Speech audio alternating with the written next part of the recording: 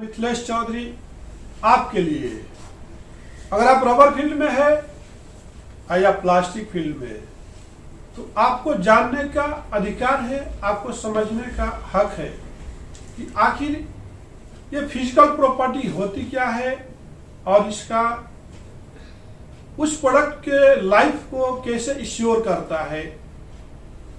जैसे हम पैदा होते हैं तो हमारे जो स्किन्स जो होते हैं काफी सॉफ्ट होते हैं। जब पैदा होता है बच्चा तो उसका स्किन कितना सॉफ्ट होता है।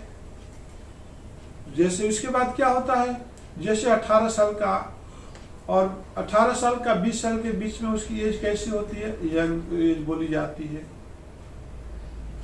उस समय सारे उसके जितने भी पार्ट्स होते हैं, जैसे कली जो होती है फूल बन जाता है, उसी तरह से 18 साल और 20 साल का एज होता है, एक फूल की तरह खिल जाता है। उसके बाद जैसे ही 20-25 साल क्रॉस होता है तो उसका लाइफ का एजिंग प्रॉपर्टी शुरू हो जाता है, उसका हरासमेंट शुरू होने लगता है।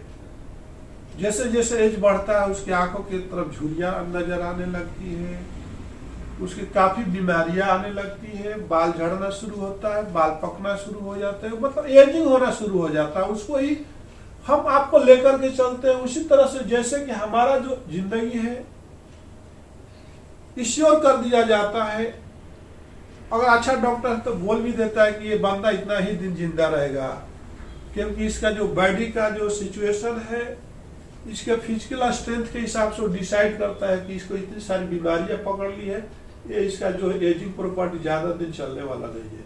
उसी तरह से हम अगर बात करते हैं कि रबर क्या है और उसका एजिंग प्रॉपर्टी क्या है। अगर हम बात करते हैं जैसे कि आपका मान लीजिए हम संध्या फ्लेक्स लेकर के आते हैं, बहुत सारा प्रोडक्ट जैसे elastomeric bridge bearing dam gate seal rubber seat, बहुत सारा रबर प्रोडक्ट लेकर के आते हैं। और उस सारे रबर प्रोडक्ट को बनाने के लिए so many types of raw material की जरूरत पड़ती है, like this polymer, antioxidant, anti degraded, anti ozonant, processing oils, curative accelerator and so many chemicals, so many pigments के हिसाब से हम वो प्रोडक्ट को बनाते हैं। तो वो काफी लेबोरेटरी से होकर के पास होकर फिर प्रोसेस में जाता है, फिर उसको फाइनल प्रोडक्ट बन करके फिर मार्केट में इंडिविजुअल के पास पहुंचता है। तो आपको मालूम होना चाहिए कि जिस तरह से हमारा जो जिंदगी चलते चलते बचपन से बुढ़ापा की तरफ लेके जाता है, जहाँ एक समय ऐसा आता है कि हमारा पैर भी काम नहीं करता, हाथ भी काम नहीं करता, आंखें भी नहीं काम करती है। तो वही तो वारंटी है, वही तो आपका लाइफ का गारंटी बोलते हैं कि आपका गारंटी क्या है। इंसान का तो लोग ये नहीं बोलता कि आपको गारंटी दे रहा है, लेकिन आज के डेट में आईएएस ने और बीएस ने, ब्रिटिश स्टैंडर्ड और आईएएस स्टैंडर्ड, एआरसी, मोर्थ, आरडीओ से सब कुछ लोगों ने गारंटी बोल दिया कि वारंटी दीजिए कि इस प्रोडक्ट का वारंटी क्या है। तो वारंटी जो होता है depend of the physical property. Warranty किसके ऊपर डिपेंड करता है? Depend of the physical property. जो उसका जो प्रॉपर्टी है उसके ऊपर ही उस प्रोडक्ट का वारंटी डिसाइड किया जाता है। सपोज हम अगर इलास्टोमेरिक बेरिंग के बारे में चलते हैं, इलास्टोमेरिक बेरिंग क्या है? तो इलास्टोमेरिक बेरिंग में फिजिकल प्रॉपर्टी बिफोर एजिंग बोला तो 60 + -5 should be hardness. Hardness should be 60 + -5 सोरे एंड IRHD आप बोल सकते हैं। Then tensile property should be 70 MPa is a minimum, okay. और इलोंगेशन एट ब्रेक की बात करते हैं तो elongation at break should be 400% होना चाहिए। अंडरस्टैंड?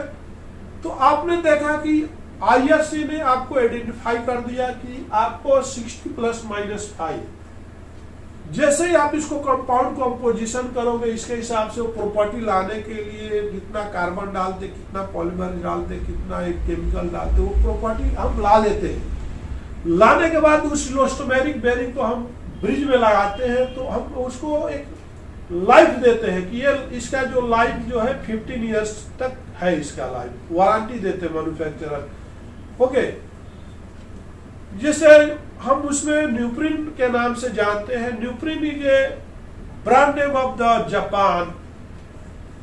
डॉक्टर विलियम्स 1931 में से न्यूप्रिन नाम के कंपोजिशन को लेकर के आया था। उसके बाद से ये काफी न्यूप्रिन इलास्टोमेरिक बेरिंग फेमस हुआ, जिसमें कि काफी ओजोन प्रॉपर्टी रहती है, जो कि सनलाइट में भी रखने से न्यूप्रिन रबर का बाल बाका भी नहीं हो सकता। पानी भी रखेंगे, ऑयल में भी रखेंगे तो इसका बाल बाका नहीं हो सकता। वेदर रेजिस्टेंस को देखते हुए न्यूप्रिन रबर में इलास्टोमेरिक बनाया गया, जिसमें काफी स्टिफनेस होता है और हार्डनेस प्रॉपर्टी होती है। तो जैसा कि मान लीजिए आज हमने फिजिकल प्रॉपर्टी देखते हैं बिफोर एजिंग, मतलब जैसे आज आपने लेबोरेटरी के अंदर बैच बनाया और बैच बना करके आपने उसमें टेंसाइल इलोंगेशन हार्डनेस टेस्ट किया, तो आपको इतना मिलना चाहिए। सपोज आपको हार्डनेस 60 ± 5 का मतलब हो गया 55 से 65 हार्डनेस होना चाहिए, तो हम लोग मीन वैल्यू मेंटेन करते हैं। अब सवाल यह है कि जैसे जैसे उसका एजिंग होते जाएगा, जैसे एजिंग आपका क्लाइमेट में भी होता है, तो एजिंग टेस्ट करने के लिए हम लोग क्या करते हैं, उसको एट द 100 डिग्री टेम्परेचर पे वो मफल ओवन में क्या करते हैं 100 डिग्री टेम्परेचर पर 72 आवर्स के लिए हम लोग उसको अंदर डाल देते हैं। उसमें 100 डिग्री टेम्परेचर रहता है और हॉट वाटर उसके अंदर रिसाइकिल होते रहता है, गर्म हवा चलती है, रबर को एजिंग करते रहता है, राइजिंग करते रहता है। जैसे अगर हम इंसान है और एक कमरा में बंद कर दिया जाए, वहां पर एसी नहीं रहेगा, सब कुछ नहीं है, गर्मी का दिन है, सीट के रूम में बंद कर दोगे तो आपको 72 घंटे के बाद निकाला जाएगा, तो आपका क्या पोजीशन होगा बता सकते हो ना। पूरा रूम बंद कर दिया गया, उसमें कुछ भी आपके लिए नहीं है, खाली रूम में, सीट के रूम में अगर बंद कर दिया जाता है, उसका टेम्परेचर 48 डिग्री रहेगा, समर में नाइट में भी रहेगा, तो आपको 72 घंटे के बाद निकाला जाएगा, तो आपका क्या शक्ल ऐसा देखने लायक रहेगा, आप पूरी तरह से एजिंग हो जाओगे, बीमार हो जाओगे। उसी तरह से एक रबर को भी हम लोग क्या करते हैं कि ओवन के अंदर में 100 डिग्री टेम्परेचर पर 72 आवर्स के लिए रख देते हैं, तो जो उसका जो एजिंग होने वाला है, जो उसका हरासमेंट होने वाला है, जो लॉस होने वाली प्रॉपर्टी है 15 साल के बाद, वो प्रॉपर्टी हमको जो है 72 आवर्स में हमको मालूम हो जाता है। अंडरस्टैंड, क्लियर, कुछ डाउट है? तो आप लोगों ने देखा कि एजिंग प्रॉपर्टी क्या है। तो जैसे आपका 17 MPa था, तो जैसे आपका जो एजिंग हो जाएगा तो 72 आवर्स के बाद फिर उसी को हम टेस्ट करेंगे, तो उसका रिजल्ट कितना आ जाएगा, आपको आ जाएगा 12 MPa आ जाएगा। तो हम इसको परसेंटेज निकालेंगे कि 12 माइनस निकालिए, 12 माइनस 17 माइनस 12 कितना हो गया 15, 5 तो 5 into 100 डिवाइडेड बाई 17,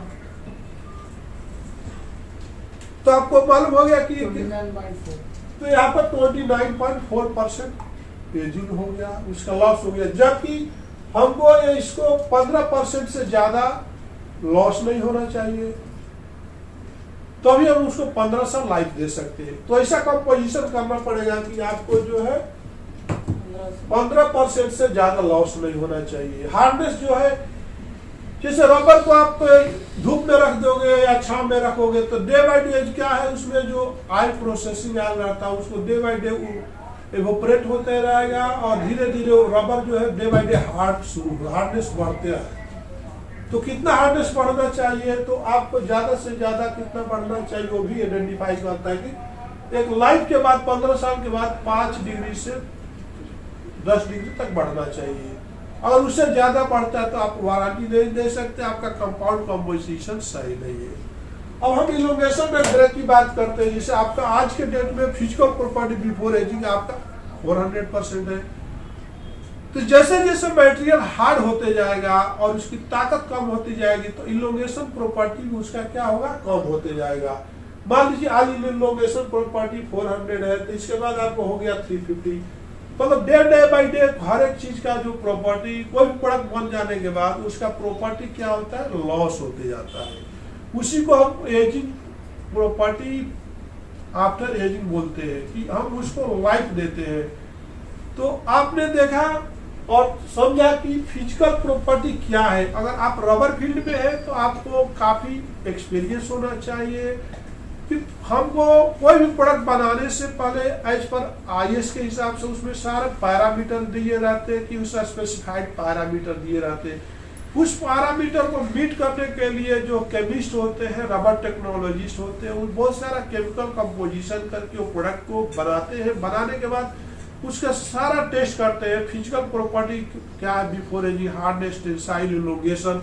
इसके बाद फिर हम उसको टर्म्स एंड कंडीशन के हिसाब से, आईएस कोड के हिसाब से जो भी टेस्ट है, जो मेथड है as per physical property, as per IS 3400 part 4 के हिसाब से हमको जाना पड़ता है। अगर आपका सिंथेटिक रबर है तो 100 डिग्री टेम्परेचर पर 72 आवर्स के लिए रखना होता है। अगर आपका नेचुरल रबर है तो आपको 70 डिग्री टेम्परेचर पे 72 आवर्स रखना होता है। फिर उसको हम जो भी टेस्ट पहले बिफोर एजिंग किए होते हैं, फिर सारा टेस्ट जो है हम फिर कंडक्ट करेंगे उसी स्पेसिमेन पे। तो बिफोर एजिंग और जो आफ्टर एजिंग के जो प्रॉपर्टी जो आपको डिफरेंस आएगी उसको हम कंपेयर करेंगे कि आखिर कितना परसेंटेज रिड्यूस हुआ, कितना परसेंटेज कम हुआ।